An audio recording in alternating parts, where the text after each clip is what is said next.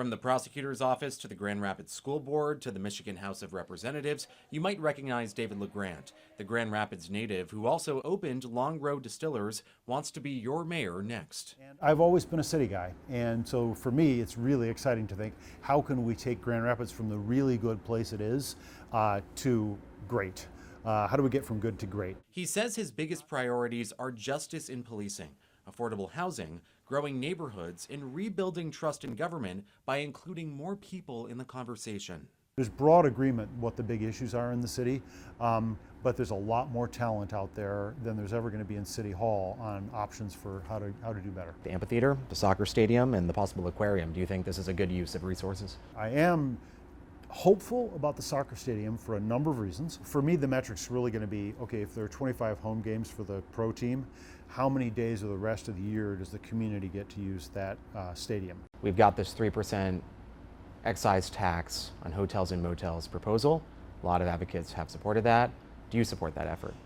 I do. I think it's a fairly elegant tax, and it's really important for, I passed a billboard that said, no new taxes the other day, and it's a tax on people who visit. For many residents, the availability of parking and the cost of parking, which has risen recently, is a concern. So how are you balancing that need with the current projects aimed to expand our city and bring in more visitors? I don't think we want to build to a standard where there are acres of empty land for parking, and that's, for example, the amphitheater is going somewhere where there used to be salt trucks, so it's not as though it's taking away parking.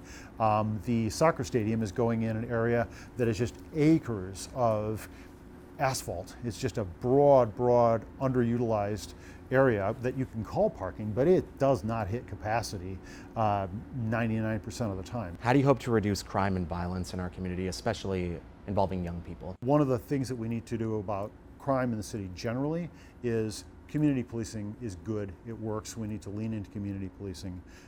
We can do a better job of policing, but we can also do a better job before policing happens on de-escalation and building a culture that isn't conflict-based and violence-based. The police chief has told me before, we've had staffing shortages, we're trying to get more officers in here. Do you feel that the police department needs more funding at this point, or less funding? Well, actually, I think it probably needs more funding is the short answer. People won't work somewhere where they don't feel respected, then they don't feel valued.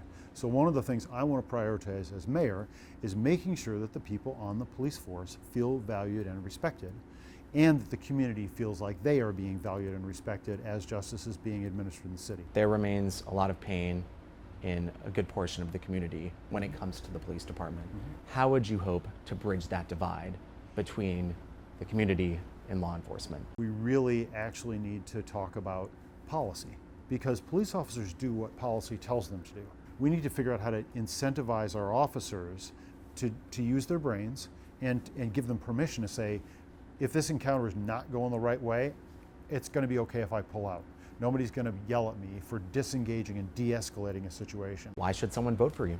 I think that I have a passion for the city. I think that I have the skills. I know what economic development looks like because I've done it. I know how to do justice and safety work because I've done it. And I not only have a real heart for the city, but I have a real heart for its future. I've done housing work, and mostly I really want to build a better democracy in this city. I think that's an exciting project. I want a city where everybody really feels listened to. The primary election is set for Tuesday, August 6th. Our interviews with the candidates will continue Monday night at 6 o'clock on News 8.